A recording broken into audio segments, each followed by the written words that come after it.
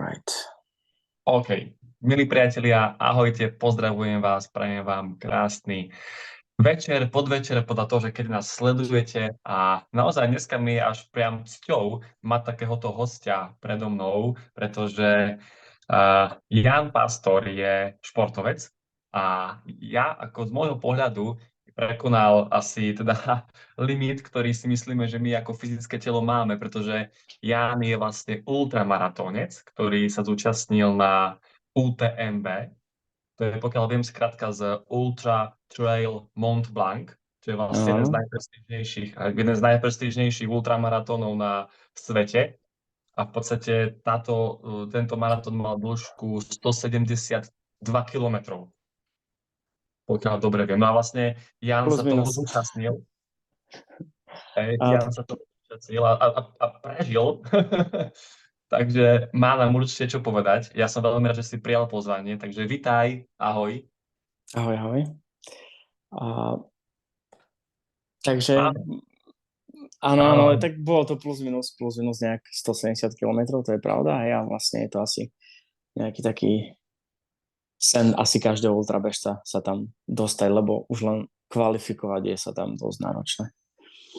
Už A len ten prosím ťa, postup kvalifikácie. povedz nám, ty si za aký čas prebehol tých 172 kilometrov? No bolo to 40 hodín, takže to bolo dosť.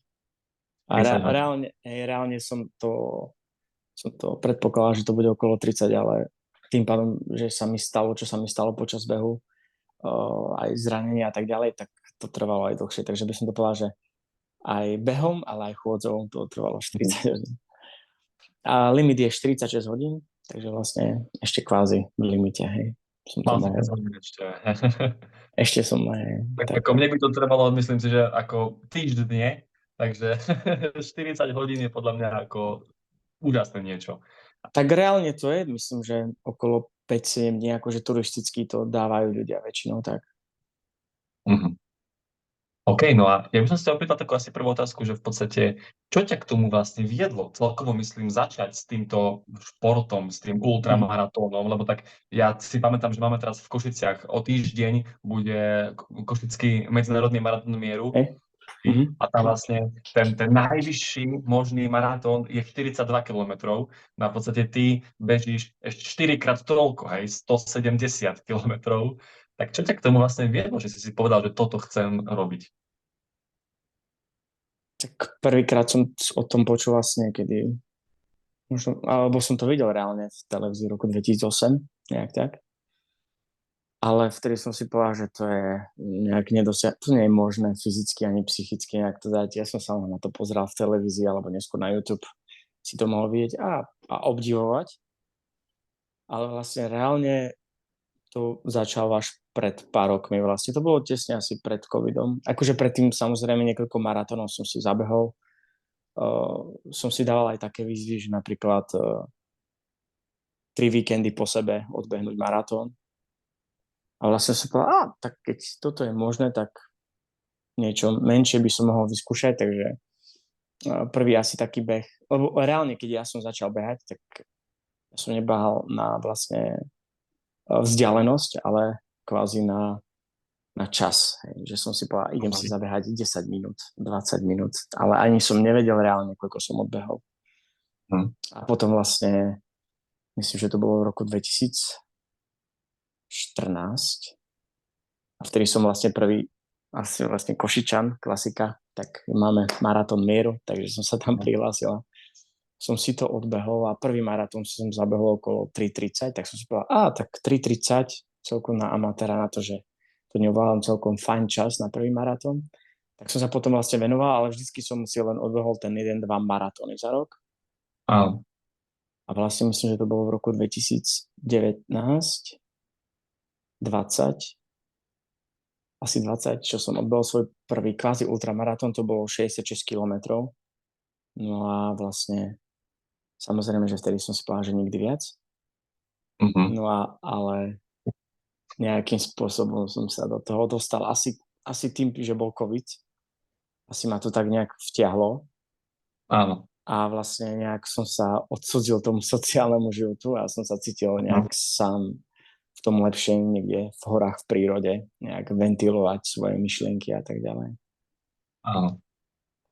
Ty si už spomínal, že počas toho behu, keď si bežal tento maratón, ale ja by som sa ešte opýtal, že vlastne ako vyzerala tá príprava na to? Lebo tak predsa tam musí ako neskutočne ťažká príprava sa nejaká diať, tak vlastne ako si sa ty pripravoval na to, že zabehneš tých 170 kilometrov? Tak príprava už začala samozrejme, že oveľa skôr. Už by som to nazval už niekedy v januári. Ale vlastne sa to nejak stupňovalo postupne, hej, samozrejme. A vlastne najdôležitejšie bolo 2 mesiace asi predtým. Uh-huh. No a vlastne tam najpodstatnejšie bolo vlastne pre mňa stráviť čo najdlhší čas na nohách. Čiže vlastne nemuselo to byť behanie, mohlo to byť aj kľudne turistika, ale čo najdlhšie a čo najviac. Čiže vlastne nešlo o vzdialenosť, ale o to, aký dlhý čas stráviš na nohách. Čiže keď reálne zabehnem 30 km v horách za 4 hodiny, tak pre mňa bolo oveľa dôležitejšie, aby som strávil tých 30 km 7 hodín alebo 8 hodín, alebo niekedy aj celý deň, hej. Takže vlastne to bolo najlepšie, že čo najčastejšie, najdlhšie, samozrejme aj tie výškové metre, lebo vlastne sa beží vysoko v horách, čiže vlastne som absolvoval niekoľko víkendov aj v Rakúskych Alpách, aj na Slovensku. Mesiac predtým som absolvoval jeden kvázi z najpopulárnejších asi behov na Slovensku, to vlastne medzi prvými vlastne ultrabehmi. To je nízkotatranská stíhačka, to vlastne sa beží cez celé nízke Tatry, začína sa v Telgarte a končí sa v Donovaloch. Uh-huh. Takže vlastne sa beží celý ten úsek cez samozrejme aj najvyšší vrch, Ďumbier, Chopot a tak ďalej. A vlastne to bolo mesiac predtým, mesiac aj týždeň, 2. Takže tak som si to nastavil a bral som to ako skôr tréningovo, než ako vlastne pretek. Takže tak. Áno. A mňa tak veľmi zaujíma to, že ty keď si bežal tých 40 hodín, tak ty si počas toho ako aj spál, aj si mal nejaký čas sa najesť, či vlastne ako si ty fungoval tých 40 hodín, ako fungovalo tvoje telo? Tak klasika, tak je tam samozrejme povinná výbava, ktorú musíš mať so sebou, ten minimálne na začiatku ten liter vody so sebou brať a vlastne nejakú tú stravu vo forme gelov alebo energetických tyčiniek alebo nejakých práškov alebo tak, ktoré si môžeš dávať počas toho, ale samozrejme tam sú občerstvovacie stanice, ktoré vlastne boli častejšie napríklad 5-7 km, ale to boli skôr kontrolné body, ale reálne 10 až 15 km si mal občerstvovacie stanice, kde si mohol doplniť energiu alebo vodu. A vlastne samozrejme, že sa aj zastavíš počas toho. A čo sa týka toho spánku, tak prvá noc bola v pohode celkom, ale druhá noc, keď prišla, tak to už ma kvázi tak vypínalo. Takže vlastne som musel párkrát zastať. Ale čo znamená v pohode? Že bola prvá noc v pohode? Že si nespal vôbec? Nie. Úplne to je, no tak prvá noc to je večer. Tak začiatok bol o 6. večer v Šamoni a vo francúzskych Alpách a vlastne tak prvá noc úplne v pohode. Možno počas toho som si dal nejaký kofeín alebo tak, aby som sa nejak podporil, ale inak v pohode. Ale potom vlastne tá druhá noc vlastne bola dosť akože bola dosť náročná. Vydržať bez spánku a chvíľami som dostal také vidiny alebo halucinácie, takže vlastne keď asi telo už to je viac ako 30 hodín, tak asi to už také náročnejšie. Hlavne mentálne, fyzicky. A napríklad možno, že naši diváci si takú otázku kladú, že vlastne či je to ako keby zdravé dostávať telo do takých tých až abnormálnych situácií, fakt, kedy už to telo podľa mňa je v tom krizovom stave, aj 30 hodín bez spánku, bežíš alebo ideš rýchlou chôdzou, že či to vlastne je fakt tomu telu ako keby nejako prospešné. Ty to napríklad ako vnímaš? A vtedy si to neuvedomuješ. Reálne v tom momente si to neuvedomuješ. A vlastne ja som mal tak nastavenú hlavu, že vlastne ja som nevidel cieľ, ale vždycky som si nastavil, do ďalšieho checkpointu je 12 Mhm. kilometrov. Nie je to také náročné, ako keby si v hlave mal, že ešte 60 je do konca. Áno. Takže tak, ale vtedy si to neuvedomuješ, ale úprimne podľa mňa nie je to zdravé. Keď Mhm. každý si môže povedať, že áno, že keď sa pripravíš a dáš si pozor a ideš na to nejak systematicky, je to veľmi, veľmi nejak záťaž na telo a potom vlastne tá rekonvalescencia u mňa podľa mňa trvala pomaly až do minulého týždňa, takže skoro 2 týždne. Mhm. Či dospával, hej? Tá fyzická, tá mentálna,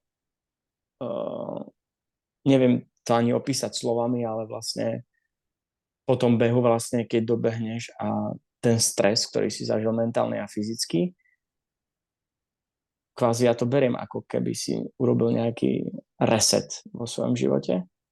Mhm. Proste cítiš úplne nič.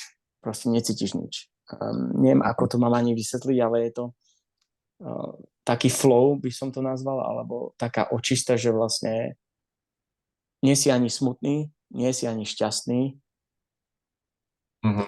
Úplne Proste si rád, že také, si. si rád, že si taký moment prítomného okamihu a Áno. trvá to fakt, že dlhý čas, že netrvá to, že len deň, 2 dní, ale úplne a každým vlastne takým nejakým behom, podľa mňa ma to nejak posunulo ďalej a úplne ťa to aj fyzicky, aj ľudsky nejak zmenilo. Mhm. OK, a ty si už aj spomenul, že počas toho behu sa ti pritrafili také ťažšie situácie, tak ja som vlastne čítal na internete o tebe článok, že vlastne si po 4 kilometroch kotník vyvrtol. Hej, vlastne, lebo tak tam vlastne bola dosť veľká mäs ľudí a samozrejme, že u takých populárnych behoch, tak väčšina tých najpomalších sa najviac tlačia dopredu, takže Aha. vlastne som sa ich snažil obehovať a vlastne hneď som si vytkol kotník po 4 kilometroch, tak som si povedal, super, výborné, to super začiatok, parada, môj životný pretek a výborný začiatok. Tak som na chvíľku zastavil, spomalil som samozrejme, tak a som povedal, tak cítim sa celkom dobre. Akože po preteku už som videl, že to nie je nič moc, Mm. ale akože počas toho v pohode, lebo adrenalín a všetko. No ale vlastne najväčšie prišlo po tom 45. Akože ja som sa cítil fyzicky dobre, celkom aj psychicky, všetko bolo super, len uh, ľavé koleno ma nejak začalo pobolievať a všimol som si, že nejak začína viacej a vlastne keď pri zbehoch, lebo hore kopcom mi to išlo celkom dobre, obiehal som pravidelne 40-30 ľudí naraz, takže to bolo super, ale Mhm. dole kopcom som musel prejsť do chôdze, čiže vlastne naspäť ma neobehlo tých 30-40 ľudí, ale až 80 ľudí. Wow. Takže vlastne, no ale keď niečo také vznikne na takom dlhom preteku, tak tú situáciu musíš riešiť kvázi okamžite a urgentne. Takže vlastne hneď, keď som prišiel na nejakú tú občerstváču väčšiu stanicu, kde boli aj zdravotníci, tak som si to nechal zafixovať. Som si to nechal pozrieť, že ako to je s tým, zobrať nejaké tabletky a pokúsiť sa dojsť až do Kurmajeru, čo je vlastne kvázi nejak polovica, nejak 81 kilometrov. Mhm. Takže 35-30 kilometrov ešte bolo predo mnou, takže som sa nejak snažil tam dôjsť, kde mi to zase zafixovali znovu, ale A, tam to už bolo dosť také, že som chcel skončiť. Tak už som tam išiel do Kurmajeru, že to je koniec, ale aspoň, že polovičku to dám. no došli sa do toho mesta, do tej polovice, tam ti to Uh-huh. obviazali a Uh-huh. ako to, že si No pokračoval ďalej? Čo sa tam udialo? asi tou cestou dole do Kurmajeru tam bol fakt, že taký dlhý zbeh, nekonečný. Tam to fakt to išlo cez slzy. A tam vlastne sa to volá dropback, čiže vlastne tam si mohol nechať nejaké veci, ktoré ti tam odnesli a si tam mohol prezliesť. Tak? Hm? A tam som si povedal, nech sa mi na to pozrú a som si to dal previazať. A tam som tak dlhšie zostal, možno aj 20 minút. Asi som sa nejak potreboval dať dokopy, vyplakať sa a tak ďalej. Takže psychické vypätie úplne bolo úplne na najvyššie, aké môže byť. A, a ako som sa dal dokopy, ani ti to neviem ani nejak povedať. Proste som úplne nejak Tak prepol asi, zmyšľanie nejakým spôsobom a proste jak sa to povie, confident po slovensky, že ani neviem. Sebavedomie? Sebavedomie, hej, takže vlastne som prepol sebavedomie a proste to Išiel si išlo. ďalej, áno. Išlo som ďalej, hej. A keď si dobehol do toho cieľa po 40 hodinách, tak ako viem, že je to asi ťažké popísať slovami, ale čo to v tebe vyvolalo? Aké emócie to v tebe vyvolalo? Čo to pre teba znamenalo, že si ten pretek dokončil? Asi fakt som si myslel, že jeden reálne z nesplniteľných cieľov, že sa stal realitou. Fakt, že som proste, pretože u mňa ani som bol pripravený nejaký čas, že chcem zabehnúť a všetko, ale u mňa bol cieľ dôjsť do cieľa. To bol jediný pretek asi doteraz, ktorý som behal, že som si nedával žiadny čas, žiadne limity, ako to pôjde, nepôjde, toto, proste chcem to dosiahnuť, že vlastne dojsť do toho cieľa. A ten pocit, že vlastne to, čo som prežil po tých 40 hodinách, sa mi zdalo nemožné, že som tam, asi som tomu ani nevedel, že vlastne som na cieľovej dráhe a preto vlastne aj keď som uvidel tam vlastne svoju dceru a vlastne som si povedal, že chcem to prejsť pomaly. Pretože vlastne väčšina bežcov len šprintuje na konci. Ale vlastne to bol ten beh, čo vlastne fakt, že vlastne aj keď minútu budem kráčať do tej cieľovej rovinky a vlastne preťať ten cieľ, tak som si to chcel kvázi užiť. Hej. Rozumiem. No, ale vlastne emócie boli strašne obrovské. A asi to ešte potrebovala aj dodnes, nie? Ten ako podľa mňa... Vlastne to si neuvedomuješ v začiatku. Tie emócie prídu nejak postupne. Vtedy nejak si to uvedomíš, že vlastne čo si dokázal sám pre seba alebo nejaký svoj cieľ, ktorý si splnil, príde to podľa mňa postupne. To ako keď napríklad niekto urobí nejakú chybu v živote, vieš, ktorej nerozumie, si mal 20 rokov, urobil si nejakú hlúposť a neviem, teraz máš napríklad 30 rokov a teraz však jasné, už teraz tomu rozumie. Aha. Takže s odstupom času podľa mňa nejak to príde. Jasné. No, ako podľa môjho názoru, aspoň keď ja niečo splním, čo si zadám, tak mne to ako keby tak posilní tú vieru v samého seba. Že vlastne niečo som si zadal, že niečo chcem splniť a ja keď to aj reálne dodržím, to slovo, ktoré som dal sám voči sebe, tak fakt ako aspoň vo mne to vyvoláva taký ten pocit viery v samého seba, že dokážem to, čo som aj povedal, že urobím. A preto podľa mňa je ako keby dôležité dodržať to slovo, ktoré vlastne povieme, lebo vlastne podporujeme tým tú vieru v samého seba. To aspoň vo mne takéto niečo vyvoláva. Určite máš v tom pravdu, pretože vlastne teraz, keď som to dokončil a ako som sa toho obával a čo som všetko prežil, tak vlastne to nejaké pozitívne ego by som to nazval, nejak fakt, že stúplo oveľa vyššie a oveľa viac nejak aj vnútorne verím, že vlastne keby som mal ísť niečo možno aj ťažšie si zabehnúť alebo niečo absolvovať, tak nejak by som to neriešil, že poďme to urobiť. Je niečo ťažšie od tohto? Podľa mňa áno, určite áno. Sú oveľa vlastne sú tam vlastne aj iné, volá sa to PTL, ale vlastne tam je to, fakt je to náročné. Aj výškovo, preto nemôžeš to behať sám, ale musíš ísť s nejakým partnerom, hej. Takže vlastne sú nejaké ťažšie behy, ale tam už musíš ísť aj s niekým. Kvôli tomu, že v mnohých častiach napríklad nie je signál, niečo sa stane a tak ďalej. Takže skôr z toho nejakého zdravotného hľadiska som nepovedal. Ale sú samozrejme, určite sú ťažšie, ale podľa mňa ako tento pretek je nastavený s tými parametrami a tak ďalej a tým počasím a miesto, kde sa to koná, tak je to fakt, že akože jedno z najťažších. Hej. Ja som na internete aj čítal, že to je najťažší úplne, lebo ono sa to vlastne beží v Alpách, vo francúzskych, talianských a vo švajčiarskych, tak som aspoň čítal. Čo sa týka napríklad, si povieme, že niekde sa, akože čo sa týka 100 míľ, alebo ako to nazvať, tých 170 km, tak áno. Hej. Lebo napríklad v Amerike je veľa takých 100 míľových behov populárnych, tých 170 km, respektíve 160 reálne, ale vlastne napríklad nemá také prevýšenie. Jasné. Nemá tých 10 000 prevýšení. Mhm. No áno, z môjho pohľadu teda zabehnúť takýto pretek, samozrejme, že je aj o tej fyzickej príprave, hej, o tej fyzickej kondícii, ale podľa mňa tam hraje aj obrovskú rolu tá psychika, tá myseľ, hej, To je ako si asi ty tak napríklad. 70% podľa mňa, lebo Mhm. tá fyzická príprava ti, ako si povedal, že keď ty niečo dosiahneš, tak ťa to nejak posunie niekde ďalej, aj mentálne, a že si viacej veríš. A tak toto vieš dosiahnuť tým tréningom.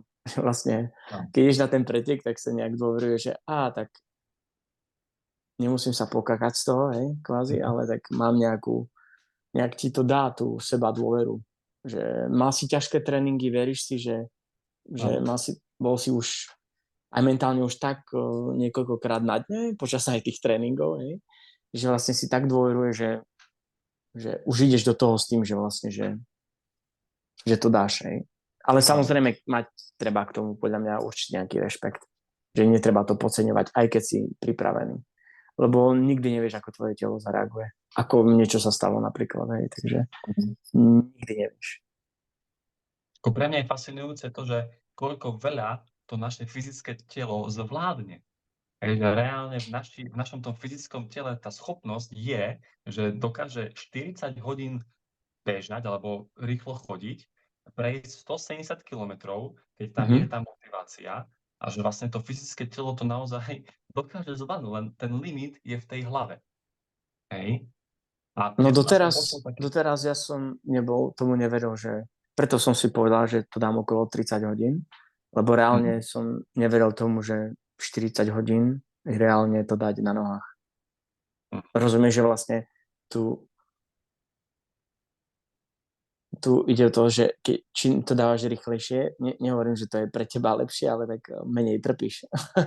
Lebo Aha, vlastne okay. reálne, keď to dáš za 30 hodín, tak určite je to ľahšie dať za 30 hodín, podľa mňa, ako za tých 40. Mhm. Preto som si myslel, že pre mňa tak 30-32 hodín to dám. 40 hodín bolo pre mňa nereálnych, lebo neveril som tomu, že 40 hodín dokážem fungovať nejak Jasné, fyzicky. jasné, jasné. Aj tak si to chcel dať no čím skôr, aby si teda sa mohol vyspať.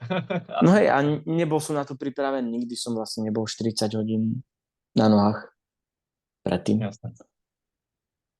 No ja som počul raz taký citát alebo taký príklad, verím tomu, že ono keď my si myslíme, ako naše telo fyzicky, keď si myslí, že sme už na konci cieľ, hej, že si myslíme, že fyzicky už naozaj nemôžeme ísť ďalej, že sme úplne na 100% vyčerpaní, takže v skutočnosti je to iba polovica toho, čo reálne dokážeme.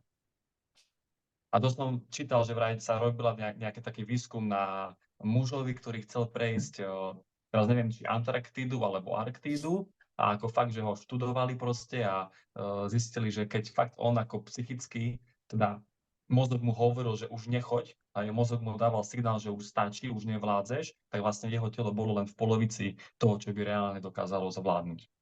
A preto fakt ako super, že si to povedal, že vlastne z tvojho pohľadu tých 70% je vlastne psychika. A podľa mňa je to Už, takto aj,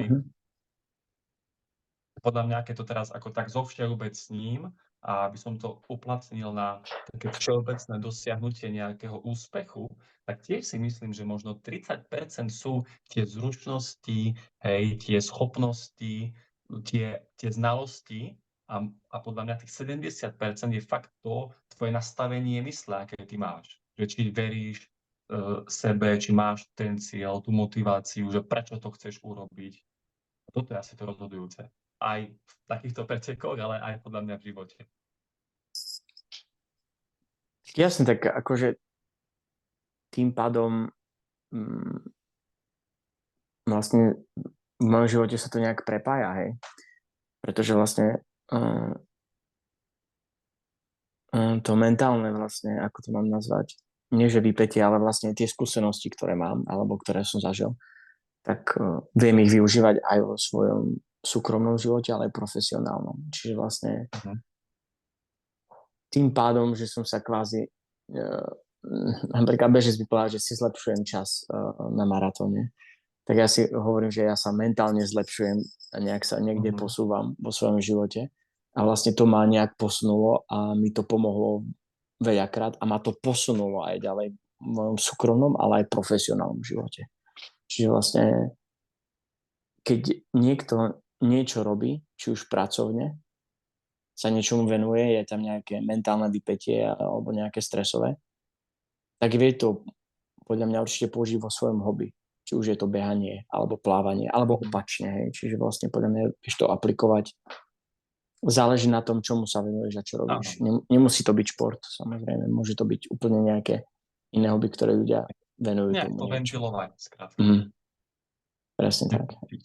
A Ale máš je to teraz určite 70%. Akože s tým súhlasím úplne, pretože ty, keď dosiahneš ten prach bolesti, na ktorý si potom, keď ešte vieš, že máš 100 km do konca, si musíš nejak zvyknúť a bude tvoj kamarát na niekoľko hodín, takže tam fakt ti to pomôže len nejak hlava. Hej, a ty sa vieš, sám musíš sa dať nejak dokopy, nejak to prehryznúť. Jasne. Fyzicky ti to nikdy nepomôže. Akože fyzicky nejak, že to prestane bolieť, no to neprestane bolieť, alebo tak. Hej. Alebo že dostaneš nejakú zázračnú energiu, tiež nie. Hej. Takže tak. Je to v hlave, skrátka, no. A máš ty teraz nejaký ďalší vytýčený cieľ, čo by si chcel dosiahnuť? Nejaký ďalší pretek? Strašne toho je ešte veľa, čo by som Hej. chcel. Aj nejaké vlastné osobné projekty, ktoré by som chcel potom neskôr sa tomu povenovať. Tak ľudia nám prezrať, Takže, ak máš už nejakú takú jasnú víziu toho, čo by si chcel, ale teda je to zdieľateľné so svetom, tak ja si to rád. jasné. Tak určite by som chcel prejsť tú SMPčku, keby sa mi to Mhm. raz podarilo vlastne asi možno to je tá najdlhšia trať nie, na Slovensku, to je tých 700 kilometrov, takže to keby sa mi podarilo raz uskutočniť niekedy, uh, tak to by som akože bral, ale tak to beriem tak, že pár rokov ešte musím dospieť, by som to nazval, mentálne, aby Hej. som to vedel nejak dosiahnuť, prejsť. A vlastne môj najobľúbenejší pretek, to je Lavaredo, to je v talianských Dolomitoch, čo sa bude konať budúci rok. Takže dúfam, že tam sa dostanem. To je 120 kilometrov, takže to je také, že je to menej, takže je to Taká nejaká pohodička. výhoda. Tak pohodička, presne.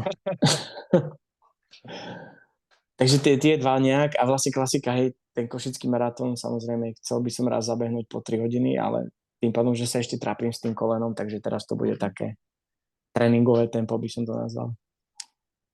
Áno. Tak super, ja ti určite držím palce teda do budúcna, nech ti tá SMPčka vyjde aj Ďakujem tvoje pekne. ďalšie záujmy. A teda mne osobne, poviem ešte raz, dodal si mi naozaj, tak otvoril si mi tie oči, že fakt ako proste to telo dokáže zvládnuť extrémne veľa, fakt ten limit Určite je áno. naša hlava. Takže Jany, ja ti ďakujem veľmi pekne, že si ty našiel čas. Ja si myslím, že sme povedali toho dosť. A ak by diváci naši mali nejaké otázky, kľudne budeme radi, keď napíšu nejaký komentár a my by sme potom na nich radi odpovedali. Takže ja gratulujem, dávam klobúk dole pred tým, čo si dokázal a teda prajem ti určite veľa zdravíčka a úspechov do budúcna. Takže Ďakujem ďakujem pekne. ti a maj sa pekne. Ahoj. Ahoj, Dovidenia. ahoj. Čau, čau.